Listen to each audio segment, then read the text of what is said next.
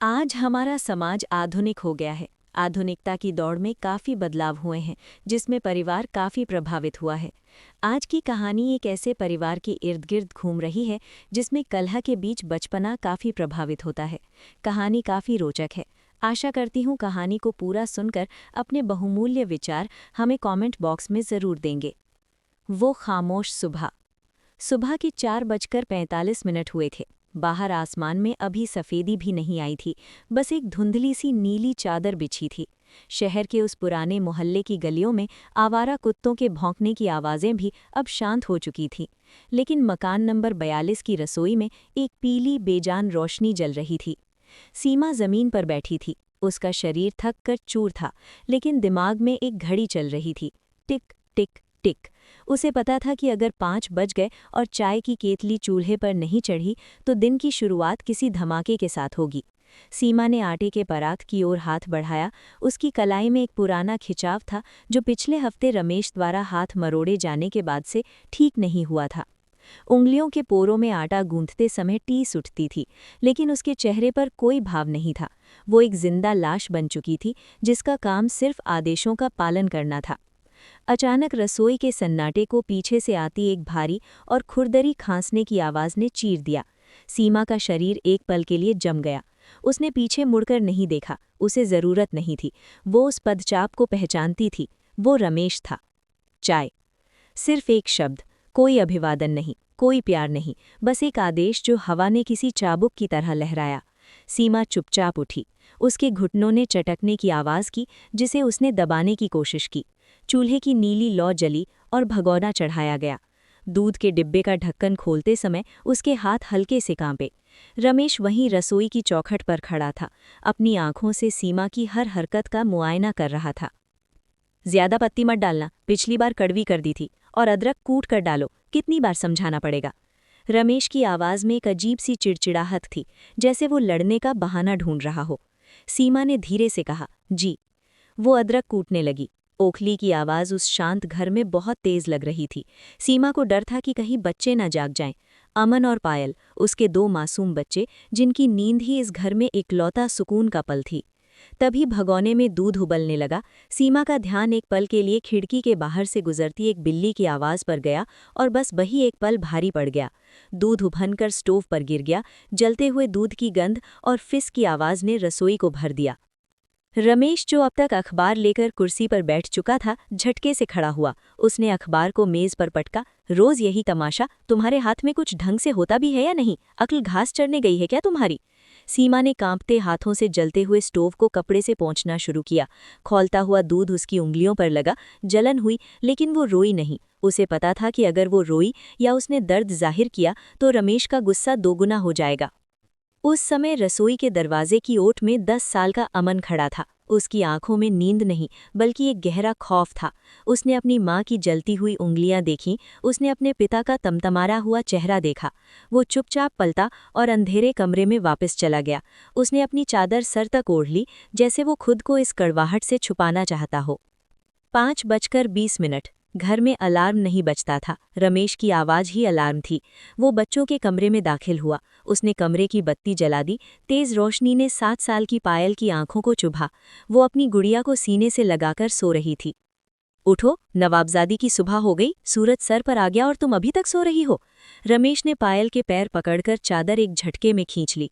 पायल हड़बड़ा कर उठी। उसकी सांसें तेज चलने लगी। उसने धुंधली आंखों से अपने पिता को देखा। माँ, उसने सिसकते हुए पुकारा। मैं इसे उठा रही हूँ, आप रहने दीजिए, अभी छोटी है, रात को देर से सोई थी। रमेश सीमा की ओर मुड़ा। उसकी आंखों में नफरत थी। छोटी है तो क्या, जिंदगी इसके लाड प्यार के हिसाब से नहीं चलेगी? इसे अभी से अनुशासन नहीं सिखाया तो कल को ये भी तुम्हारी तरह लापरवाह बनेगी। हटाओ इसे यहाँ से। पायल रोने लगी। वो आवाज़ रमेश को और चिढ़ाती थी। रो क्यों रही हो? क्या मार दिया तुम्हें? जरा सा चादर क्या खींची, पहाड़ टूट पड़ा। अमन पास वाले बिस्तर पर चुपचाप बैठ गया था। उसने बिना कहे अपना स्कूल बैग ठीक करना शुरू कर दिया था। वो जानता था कि इस घर में बचाव करने का मतलब है अमले को दावत देना। उसने पायल का हाथ पकड़ा और उसे बाथरूम की ओर ले गया। रसोई से पराठे की खुशबू आनी चाहिए थी, लेकिन वहां सिर्फ तनाव की गंध थी। सीमा ने मेज पर थालियां रखी। एक पराठा थोड़ा ज्यादा सिक गया था। उस पर एक काला निशान था। रमेश ने अपनी थाली की ओर देखा, फिर सीमा की ओर। इसे तुम खुद खाओगी या कूड़ेदान में डाल दूं? रमेश ने थाली को मेज पर इतनी जोर से खिसकाया कि पानी का गिलास हिल गया। सीमा ने चुपचाप वो पराठा अपनी थाली में ले लिया और दूसरा साफ पराठा रमेश को दिया। अमन और पायल एक दूसरे का चेहरा देख रहे थे। उनके गले सूख गए थे। निवाला उनके गले से नीचे नहीं उतर रहा था। रमेश ने अमन की ओर देखा। कल गणित के टेस्ट में कितने नंबर आए? अमन ने सिर झुकाया। 8, 10 में से 2 नंबर कहाँ गए? आवारागर्दी में या माँ के लाड में? रमेश ने अपनी उंगली अमन की ओर उठाई। अगर अगली बार पूरे नंबर नहीं आए तो स्कूल छुड़ाकर किसी दुकान पर बिठा दूंगा तुम्हें, समझा? अमन ने बस सिर हिलाया। पायल ने अपनी आधी रोटी छोड़ दी थी। रमेश की नज़र उस पर पड़ी। पूरा खाओ, अन्न की बर्बादी इस घर में बर्दाश्त नहीं होगी। पायल की सिसकियां फिर से शुरू हो गईं। उसने रोते हुए वो ठंडी और सख्त रोटी अपने मुंह में ठूंस ली। उसके आंसू उसकी थाली में गिर रहे थे। वो अपनी ही सिसकियों और आंसुओं के स्वाद वाली रोटी खा रही थी। घर से बाहर निकलते ही अमन और पायल को ऐसा महसूस होता था मानो उन्होंने किसी दम घूंटू जेल से रिहाई पा ली हो, लेकिन डर की जंजीरें उनके पैरों में नहीं बल्कि उनके जहन में बंधी थीं। स्कूल के रास्ते पर अमन हमेशा 2 कदम आगे चलता था। पायल का छोटा सा बस्ता उसके कंधों पर भारी लग रहा था और उसकी आंखें अभी भी सूजी हुई थीं। पायल ने दबी आवाज में अमन का कुर्ता खींचा। भैया, क्या आज हम स्कूल न जाकर कहीं छुप सकते हैं? मुझे घर जाने में बहुत डर लगता है। अमन रुका। उसने पीछे मुड़कर अपनी 7 साल की बहन को देखा। उसकी मासूमियत उस डर के नीचे दब गई थी। अमन ने उसे डांटा नहीं बल्कि उसके हाथ सहलाए। चुप रहे पायल, अगर पापा को पता चला कि हमने स्कूल छोड़ा है तो वो माँ को और मारेंगे। हमें चुपचाप जाना होगा। बस तू तेज चल, कहीं पापा पीछे से देख न रहे हों। स्कूल में अमन का मन किताबों में नहीं लगता था। जब टीचर बोर्ड पर चौक से लिखती तो उस खिच-खिच की आवाज में उसे पिता की डांट सुनाई देती। दोपहर की छुट्टी में जब बाकी बच्चे शोर मचा रहे थे, खेल रहे थे, अमन एक कोने में बैठा शून्य को निहार रहा था। अचानक उसके पीछे एक बेंच जोर से खिसकी। धड़ाम! अमन अपनी जगह से उछल पड़ा। उसका दिल हथौड़े की तरह सीने में बजने लगा। उसके हाथ कांपने लगे। टीचर उसके पास आई। अमन, क्या हुआ बेटा? तुम इतने डरे हुए क्यों हो? अमन की आंखों से अचानक आंसू बहने लगे। वो कुछ बोल नहीं पाया। वो कैसे बताता कि उसे एक आवाज ने उसे घर के उस टूटे हुए गिलास और पिता के तमतमाते चेहरे की याद दिला दी थी। उधर घर पर सीमा अकेलेपन के उस कुएं में थी जहां सिर्फ बर्तनों का शोर और दीवारों की खामोशी थी। वो बर्तन धो रही थी पर उसका ध्यान उन निशानों पर था जो रमेश ने उसकी आत्मा पर छोड़े थे। तभी फोन बजा। स्कूल की प्रिंसिपल का फोन था। श्रीमती सीमा, आपके बेटे अमन की तबीयत कुछ ठीक नहीं लग रही। वो क्लास में अचानक रोने लगा और किसी से बात नहीं कर रहा। क्या घर में कोई परेशानी है? सीमा का गला रुंध गया। उसने सिंक का नल बंद किया। वो क्या कहती कि उसके घर की दीवारें रोज बच्चों की चीखें पीती हैं? उसने बस इतना कहा, जी शायद धूप लग गई होगी, मैं उसे ले आऊंगी। फोन रखते ही सीमा रसोई के फर्श पर बैठ गई। उसने अपना मुंह दुपट्टे से ढक लिया ताकि उसकी सिसकियां बाहर न जाएं। इस घर में रोने की इजाजत भी सिर्फ छुपकर थी। शाम के 6 बज रहे थे। सूरज ढल चुका था और घर में एक अजीब सी भारी उमस थी। रमेश ऑफिस से लौटा। उसके जूतों की आवाज सुनते ही घर का माहौल बदल गया। पायल जो अपनी गुड़िया से खेल रही थी फौरन उसे छुपाकर कोने में बैठ गई। अमन अपनी किताब खोलकर ऐसे बैठ गया जैसे वो बहुत गहराई से पढ़ रहा हो, जबकि उसका दिमाग पिता के पदचाप की गिनती कर रहा था। रमेश के हाथ में एक कागज था, बिजली का बिल। उसके चेहरे की नसें उभरी हुई थीं। सीमा, बाहर आओ। उसकी दहाड़ ने घर की शांति के परखच्चे उड़ा दिए। सीमा भागती हुई आई। रमेश ने वो कागज उसके मुंह के पास लहराया। ये क्या है? 7,000 का बिल? क्या मैं यहाँ टकसाल चलाता हूँ या तुम लोग दिन भर एयर कंडीशनर में ऐश करते हो? सीमा ने कांपते हुए कहा। गर्मी बहुत थी गमेश, बच्चों को नींद नहीं आ रही थी तो दोपहर में 1-2 घंटे कूलर चलाया था। कूलर चलाया था? रमेश का स्वर 7वें आसमान पर पहुंच गया। उसने हाथ में पकड़ा हुआ पानी का गिलास जमीन पर दे मारा। कड़कड़ाकर गिलास के 100 टुकड़े हुए।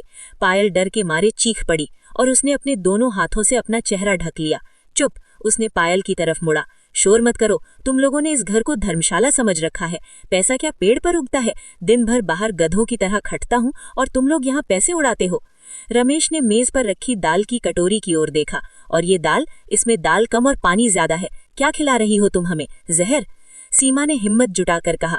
महंगाई बढ़ गई है गमेश, जितना राशन लाते हो उसमें पूरे महीने का खर्च। अभी सीमा की बात पूरी भी नहीं हुई थी कि रमेश ने उसका हाथ मरोड़ दिया। मुझसे जुबान लड़ा रही हो? मुझे सिखाओगी कि घर कैसे चलता है?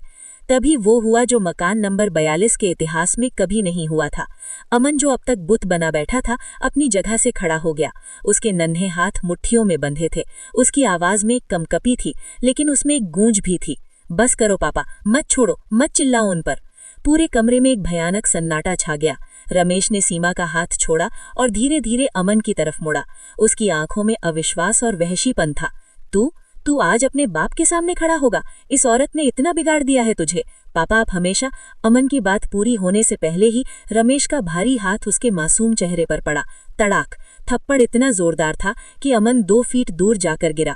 उसका सिर मेज के कोने से टकराया। पायल की चीखें अब रुक नहीं रही थीं। सीमा चिल्लाते हुए अमन की तरफ दौड़ी। मेरे बच्चे को छोड़ दो, मारना है तो मुझे मार लो। रमेश ने सीमा को धक्का दिया। मेरे और इसके बीच में मत आओ, आज इसे सबक सिखाना ही होगा। उस रात घर में खाना नहीं बना। अमन एक कोने में लेटा था। उसके गाल पर उंगलियों के नीले निशान उभर आए थे। सीमा उसके पास बैठी पानी की पट्टियां रख रही थी। आप YouTube पर देख रहे हैं तो सब्सक्राइब कर बेल आइकॉन दबाएं। Facebook पर देख रहे हैं तो हमारे पेज को फॉलो करें।